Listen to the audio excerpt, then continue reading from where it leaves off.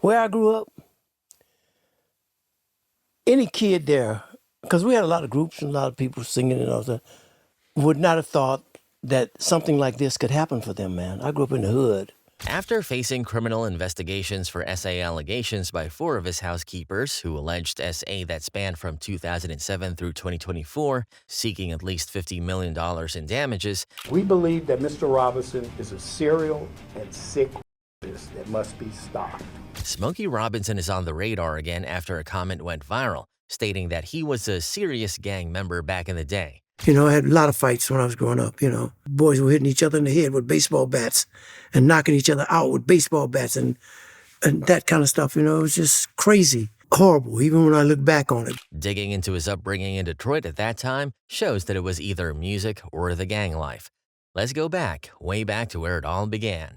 Chapter 1, The Streets That Raised Smokey. I'm from Detroit, too. I'm a street from Detroit. So I peeped you. You're my best friend. When you think of Detroit in the 1940s and 50s, when Smokey was born, you picture massive factories turning out cars, smokestacks everywhere, packed streets, crowded housing, and strict racial boundaries. Black families, some better off, some barely scraping by, lived close together. Communities formed tightly, but violence and gangs lurked under the surface. That environment made survival a daily concern.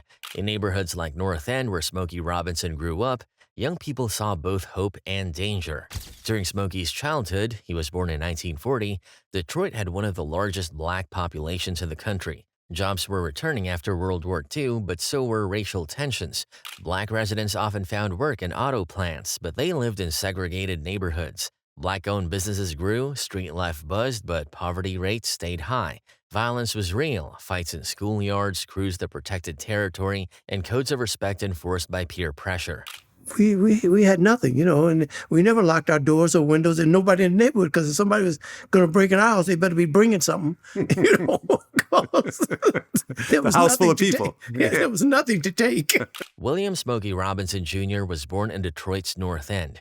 His father, William Robinson Sr., worked in a bowling alley, while his mother, Flossie Smith Bynum Ligon, was a homemaker. Smokey lived with his mother until she died when he was 10. He then moved in with his older sister, Geraldine, and her husband, in a home crowded with extended family, all trying to make it day by day. There was love, but tension and loss were constant realities. Let's not pretend the North End of Detroit in the 1950s was a choir rehearsal. There was soul, yes, but there was also struggle. Between crumbling streetlights and echoing sirens, you didn't just grow up, you survived your way through. So when we ask, was Smokey ever tied to a street crew, the answer isn't about paperwork or tattoos. It's deeper than that.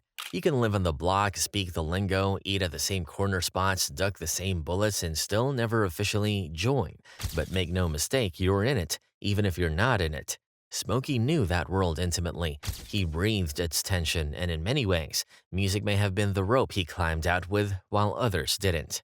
Picture it, North End, Detroit. Back then, this wasn't the shiny motor city we romanticize. It was grinding hard. The automotive factories cast long shadows. Your daddy might have worked a double shift at Ford or gone missing into a bottle.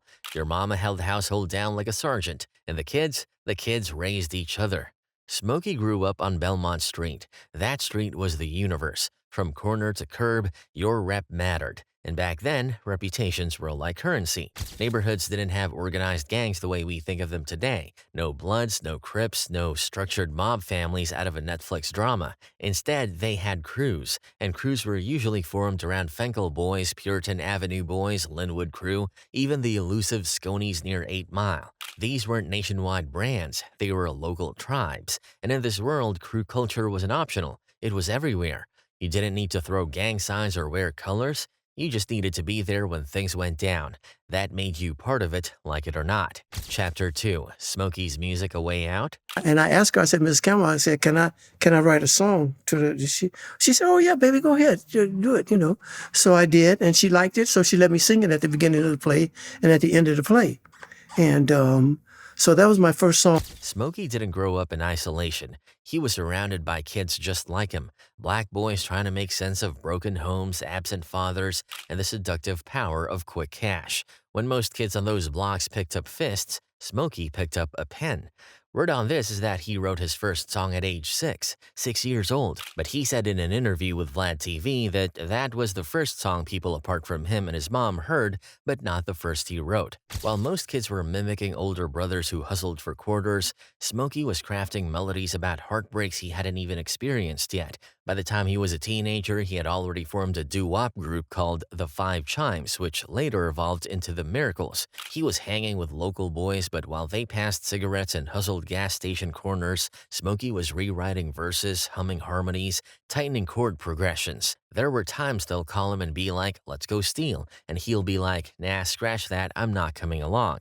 On one occasion, his friend was shot by the cops trying to steal Christmas cards from a car. These weren't strangers, these were Smokey's people, kids he laughed with, shared candy with, maybe even harmonized with for fun. But somewhere along the road, the fork split. Some didn't have much choices, they chose the street. Smokey chose the stage. You had a friend who actually died trying to steal Christmas cards? Yeah. One of the guys I grew up with, he was one of those kids that when we were little kids, he was always getting in trouble.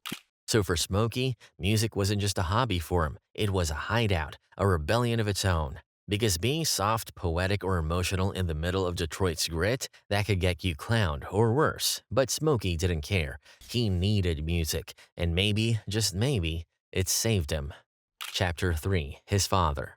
This white boy, my dad was, like I said, he was 12 years old when he ran away, so the stabbing didn't happen until he was 12. Also, Smokey's father, William Sr., had his own history with violence even before Detroit, although he was just 12 and a young boy trying to survive in Alabama. Per accounts shared in interviews, William Sr. grew up in Alabama and at age 12 was bullied by an older white teen who regularly stole his paper route earnings. After 2 years of abuse, William Sr. used a knife on the bully and wounded him. Fearing retaliation from the boy's family, he left town by hopping a freight train and never spoke to anyone in his family since that day and never returned home. That early experience shaped Smokey's dad. He arrived in Detroit later in life with an edge, cautious, hardened, and determined never to be victimized again. As a father, he may have passed on some of that toughness, conscious or not. Smokey often remembers him with respect, but the emotional rules were clear. Keep your guard up, don't show weakness. Detroit wasn't exactly handing out hugs either. By the time Smokey was a teenager, the streets had their own set of rules. Crews, codes, corners you didn't have to be in a gang to understand how it worked. You just had to walk down the wrong street at the wrong time.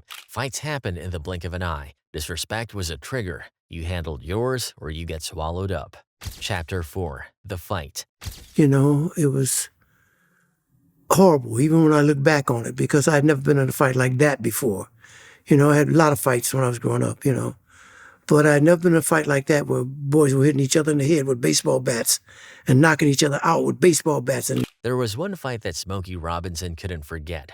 Years later, in interviews, he called it vicious. He didn't go into every detail, but the way he described it, you could tell it wasn't just a regular scuffle. It was bad. Smokey never flat out said it was a gang fight, but the way he talked around it made the picture clear. It happened in the streets of Detroit. It involved people he knew. It wasn't just fists flying, it was wild, out of control, and something about it stuck with him. After that day, he said, "I knew I couldn't be that guy anymore." That's how deep the impact was. You have to understand, growing up where Smokey did, fights weren't rare. They were part of the environment. Crews stuck together. If someone stepped out of line, things got physical. And if you didn't show up for your people, you were seen as soft. But that fight, it crossed a line for him. It showed him how quickly things could spiral, how easily you could lose yourself trying to prove something. Smokey was still young when it happened. Music was already a big part of his life, but it wasn't his escape yet. He was still navigating both sides, late-night choir practice and early morning tension in the streets. One day you're writing lyrics, the next you're watching somebody get beat bloody. That's just how it was for him, and the lyrical king didn't like it. So while others kept walking deeper into the street life, Smokey started inching away. He still knew everybody, he still had respect, but he didn't want to be in that kind of trouble again. He made his choice without saying much, just moved differently. Smokey found a balance. He never turned his back on where he came from, but he also never let that one fight repeat itself. That moment, that one brutal brawl, was enough to make him change. When he formed the Five Chimes in 1955, the group that would later become the Miracles, he wasn't just chasing a dream. He was stepping out of a life that could have pulled him under. But Detroit didn't let you walk away easily. Even with rehearsals, gigs, and studio sessions, he still had to go home. He still had to live the same neighborhoods, surrounded by the same energy. But it wasn't like the streets forgot you just because you had a mic in your hand. Chapter 5. Berry Gordy. But you're miserable. He said, you think you hiding that from me? He said, I'm from Detroit too. I'm a street from Detroit. So I peeped you. You're my best friend. So you can't hide from me. He said, I see you miserable. It makes me miserable. I don't want to be miserable. Now, in the story of Motown, there's no bond more iconic than the one between Smokey Robinson and Berry Gordy. It wasn't just a working relationship, it was deeper than business, deeper than music. This was brotherhood, soul deep, ride or die. Then very quietly and very smoothly, that's when I first noticed your voice and your quality and your warmth. And you said, saw a sign in a grocery store, help is life, and we need some more. I got a job, sha-da-da-da, you know. And I was said, great, fantastic. I mean, just the idea, you know, I was so happy with. From the moment a teenage Smokey, skinny and soft-spoken, the miracles met Gordy. Something sparked. Berry Gordy didn't just see potential, he saw himself in Smokey. Hungry, sharp, a little rough around the edges, but dangerous with a pen and a black straight end like him. Gordy wasn't just a man with a label. He became Smokey's mentor, business partner, and lifelong best friend, even with a 10-year age difference. And that's not just industry talk. Gordy named one of his children after Smokey. Smokey has publicly called Gordy his everything. They've cried together on stage, celebrated each other's birthdays into their 80s and 90s, and stood side by side even when the Motown empire shifted beneath their feet. But here's the thing, Detroit didn't produce saints. It produced survivors. Survivors of police brutality against black boys, so almost every black boy was watching out for the next black boy. Smokey may have had angelic vocals, but he came from the North End, the Brewster Projects, streets where respect was currency and softness could get you swallowed amongst other blacks. Everyone knew about the neighborhood crew young boys who weren't quite gangs but played by the same codes: protection, loyalty, retaliation when lines got crossed. Smokey grew up inside that world. Maybe he never joined a crew, but that doesn't mean he never walked with them. You didn't survive Detroit without somebody riding with you. And sometimes silence was loyalty too. And I think that was the straw that broke the camel's back as far as him starting Motown. I'm glad George Garner did that, man, because he said, I'm tired of this because ain't nobody paying. So he borrowed $800 from his family, started Motown, thank God. Now let's talk about Berry Gordy. Long before he became a polished businessman, Gordy had another reputation, a whisper that trailed him through Motown's rise. People sometimes called him a pimp. That wasn't just shade, it was speculation. In a city like Detroit, where sharp suits and control often meant something else, rumors blossomed in the cracks. Gordy had the look, the dominance, the swagger. He trained artists how to walk, talk, and dress. He controlled their sound, their contracts, their image. Some said that kind of domination came from a street mentality. Others said he was just a creative businessman, but not everyone on the street was quick to believe the positive angle. But like many black men who gained power in America, Gordy was forced into a corner, either be a king or be crushed. He chose power, and power always comes with rumors. This worked for him, and for a while he was under the radar of the FBI as they thought he was a mob friend or connected to the mafia. But let's be real about Berry Gordy. Yes, no doubt he built Motown from the ground up in Detroit, no question. He changed the game. He gave world legends. Marvin Gaye, the Supremes, the Temptations, Stevie Wonder, Smokey Robinson. He took raw black talent and packaged it in a way that crossed over to white America. And it worked. He made black music global. But then, in 1972, Berry did something that left a bitter taste. He moved the whole operation to Los Angeles.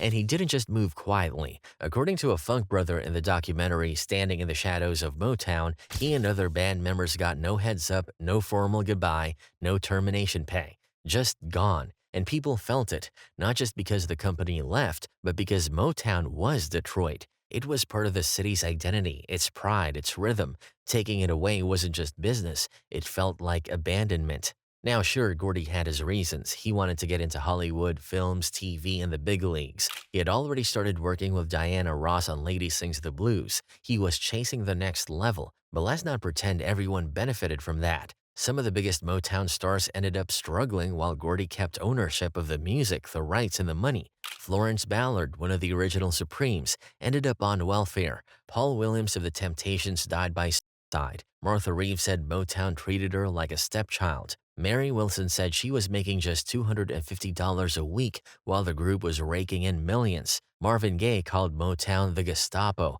and Stevie Wonder brought in lawyers just to get what he was owed. So yeah, a lot of people loved the music, but behind the scenes, it was rough.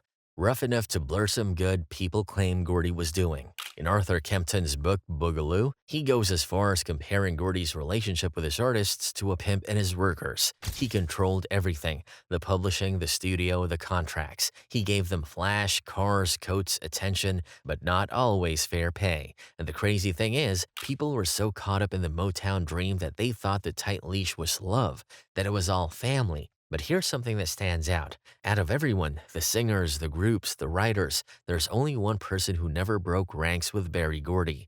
Yep, you guessed right.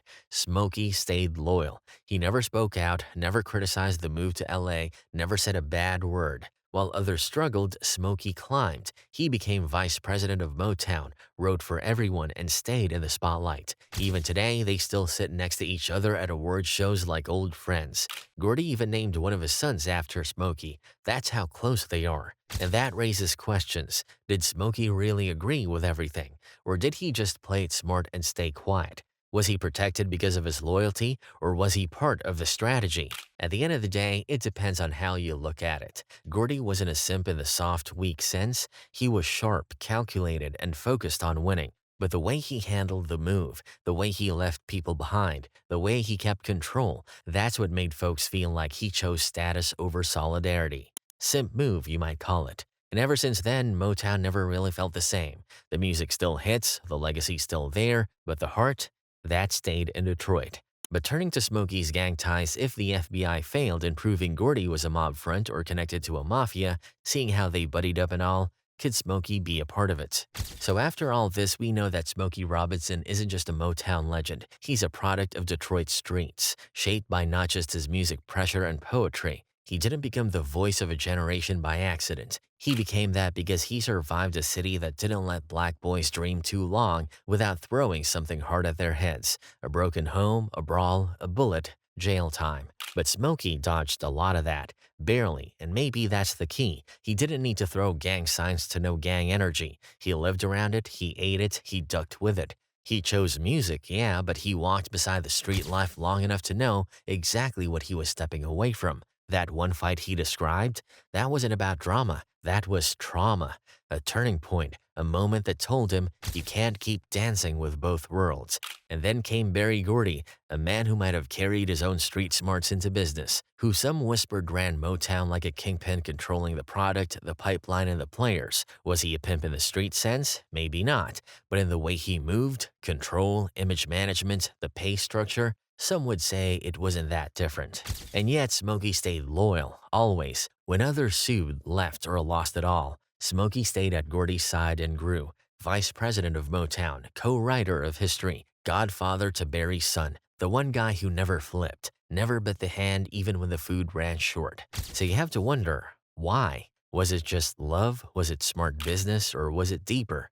Because if Gordy had any street in him, and clearly he did, he needed someone close who could move between worlds. Someone who could write love songs on Monday and walk through North End untouched on Tuesday. Someone who knew both the boardroom and the block. That person was Smokey. That's a link that might mean something. Maybe Smokey never joined a gang. Maybe he never had to, because when you grow up around it, when you know the rules, the faces, the codes, you don't always need a label to be a part of it. You just need to move right. And Smokey moved right all his life. He didn't talk, he didn't tell, he kept things smooth. That's what made him dangerous in the best way. Even today, through scandals and lawsuits, Smokey never really gets touched. He's untouchable because everybody knows he's the one who made it out, but he still plays by the rules of the place he came from. So yeah, he may sing like an angel, but he is not just a Motown legend. He's Detroit. He's a product of that hood.